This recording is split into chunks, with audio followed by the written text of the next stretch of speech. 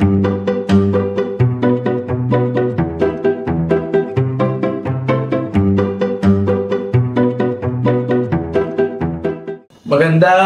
araw pong muli sa inyong lahat. Konting kaalaman at gabay sa ating pang-araw-araw na buhay. Kamusta po kayo? At patuloy kayong pagpalain lahat ng ating tagapakinig, taga-suporta ng ating APK. Talakayin po natin sa maiksing sandali, pinangagatang The Purity of the Heart. The Purity of the Heart. Sabi po ng Matthew 5 verse 8, "Blessed are the pure in heart, for they shall see God." Actually, hindi po yun literal na kapag pure ang iyong puso ay makikita mo ang Diyos. Rather, makikita mo ang kamay ng Diyos o pagkilos ng Diyos sa buhay mo. Yun po ang Matthew 5:8.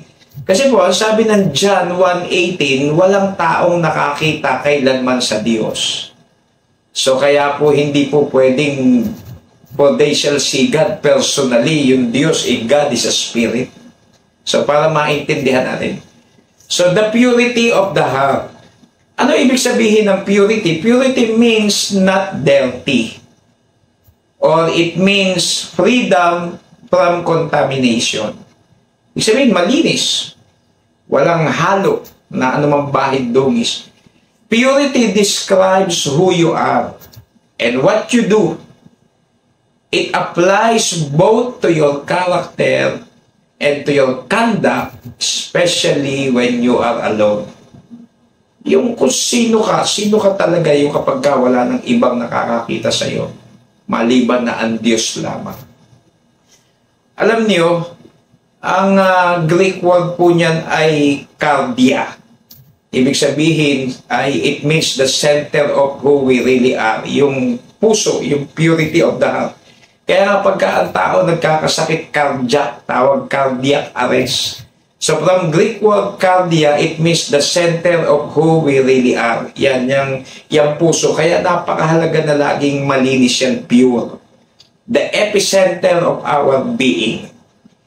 Ito pong purity of the heart, ito pong heart na to, it is used 105 times in 98 verses in the New Testament. So, dami, ilang beses inulit-ulit ng Panginoon ang pagdeal sa puso. Kasi sobrang halaga ng puso sa harap ng Diyos.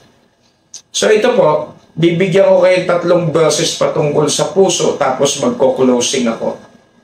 Alam niyo ba, sabi ng 1 Samuel 16:7, 1 Samuel 16:7, nakalagay doon, "The Lord looketh at the heart." Unang tinitignan ng Diyos sa isang tao ang puso. Kung ano kalagayan yan, motibo niyan. Hindi yan pwedeng magkunwari sa Diyos. Sa tao makapagkukunwari yan. So mahalaga po, sa iba ang nakikita natin na pamantayan ay panlabas, pera, galing, husay.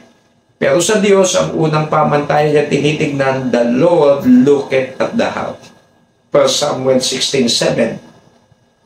Pagdating ng Psalms 51:10, nakalagay naman doon, "Create in me a clean heart, O God, and renew a right spirit within me." Sabi, create in me a clean heart, O God, kasi hindi naman araw-araw laging nakaayos ang ating puso. Minsan nadudungisan to, nakakagawa tayo ng kasalanan. At dahil dyan, pag hindi maayos ang ating puso, hindi na rin maganda ating espiritu. Kaya minsan simangot ka, minsan salubong ang kilay mo, minsan magagalitin ka. Kaya napakahalaga nung sinabi nung verse sa Psalms 51:10, "Create in me a clean heart, O God, and renew a right spirit within me."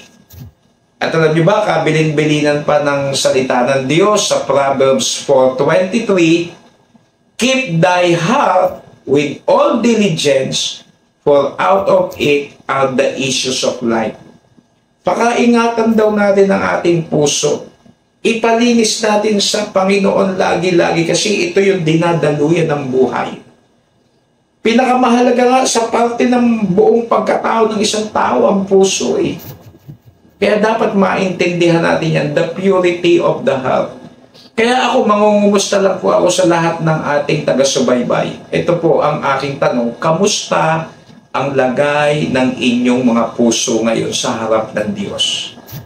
Kamusta ang lagay ng aking puso ngayon sa harap ng Diyos? Ito bang puso na ito ay laging malinis sa harap ng Diyos? Ito bang puso na ito ay may kakikitaan ng pagmamahal sa harap ng Diyos? Ito bang puso na ito ay handang maglingkod at sumunod, magtiwala sa Diyos? Kamusta po ang lagay ng ating mga puso? So I hope may napulot kayong mga paalaala mula sa salita ng Diyos patungkol sa kalinisan ng ating puso. Ito po ang inyong lingkod, ang Pekeng Kano.